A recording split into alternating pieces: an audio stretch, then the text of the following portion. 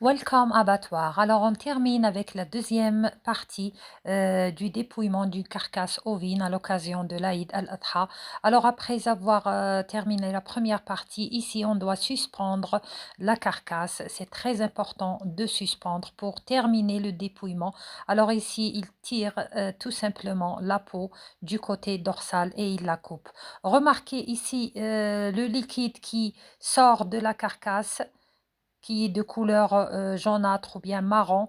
Alors, c'est un liquide qui provient du rumen. Alors là, il a sorti l'anus et le rectum. Ensuite, il effectue une incision au niveau du sternum et de la gorge. Et là, vous remarquez la quantité énorme des liquides qui sont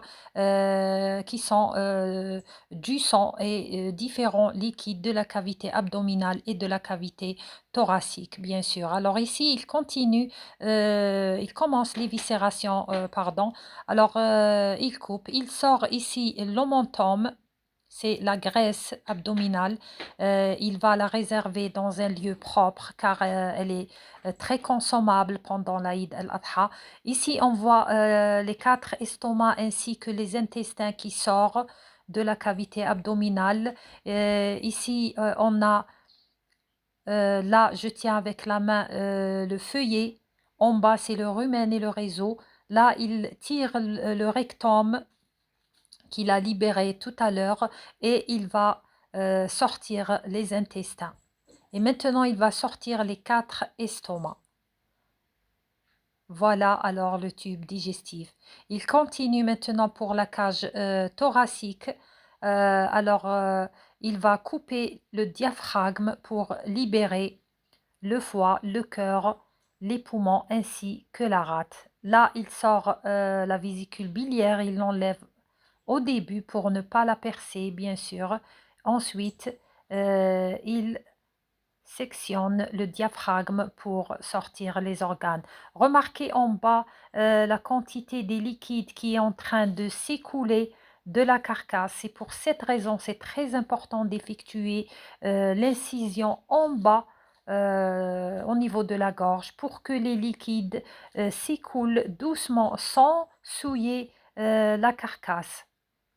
Voilà, et pour que la carcasse va subir un ressuyage parfait, c'est-à-dire dans des conditions d'hygiène bonnes. Voilà, alors ici c'est le tube digestif. On remarque ici le rumen, le réseau. Ici c'est le feuillet et la caillette. En rose, le canal ou bien le tube en rose, c'est l'œsophage. Voilà, il est au milieu en rose. Alors voilà, ici c'est le feuillet avec la caillette. La caillette, elle est allongée. Ici, le plus volumineux, c'est le rumen et le réseau. Voilà, alors la caillette, elle est allongée. C'est une extension, elle vient après le feuillet. Et maintenant, pour les intestins, on a le cécum, le gros intestin, le côlon, les intestins grêles, l'intestin grêle. Ici, c'est le rectum qui est plein de matière fécale, bien sûr. C'est pour cela on ne doit pas le percer pour ne pas souiller la carcasse ou bien la viande.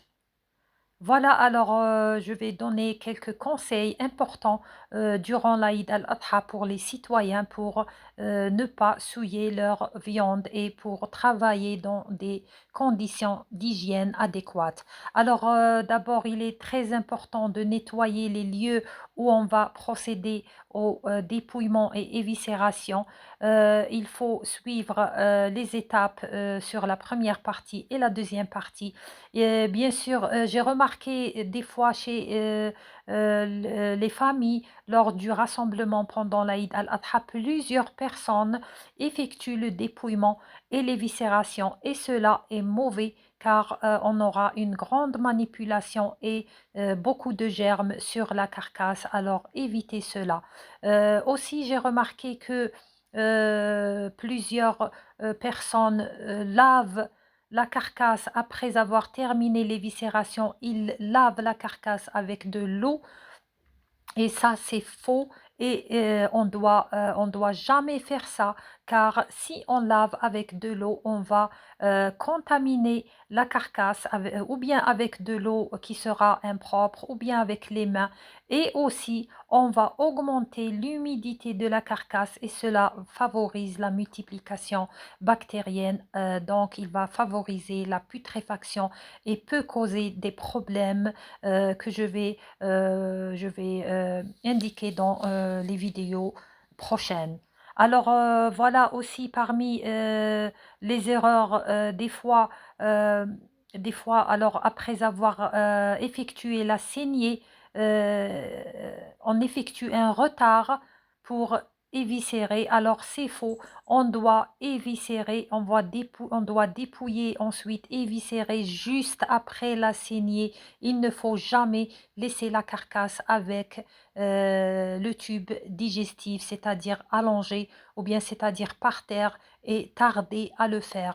Juste après l'abattage, on doit dépouiller et éviscérer et suspendre, surtout suspendre la carcasse, car la suspension de la carcasse, elle aide beaucoup dans l'évacuation des liquides et le ressuyage adéquat et juste d'une carcasse.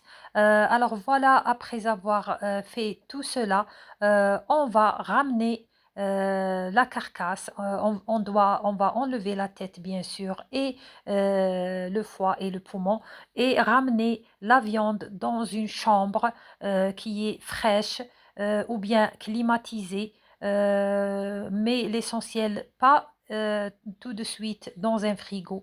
Il faut d'abord une aération qui est fraîche, à peu près 10 degrés, donc une chambre climatisée pendant quelques heures, environ 6 heures, sans avoir bien sûr des insectes comme des mouches.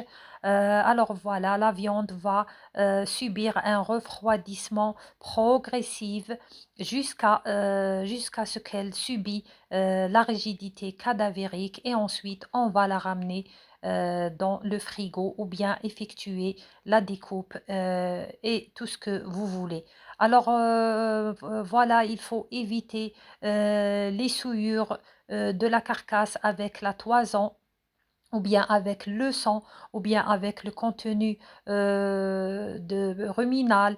Voilà, il faut travailler dans des conditions d'hygiène très adéquates. Alors voilà, merci à vous et je vais parler dans une vidéo prochaine sur le verdissement des viandes. Voilà, merci.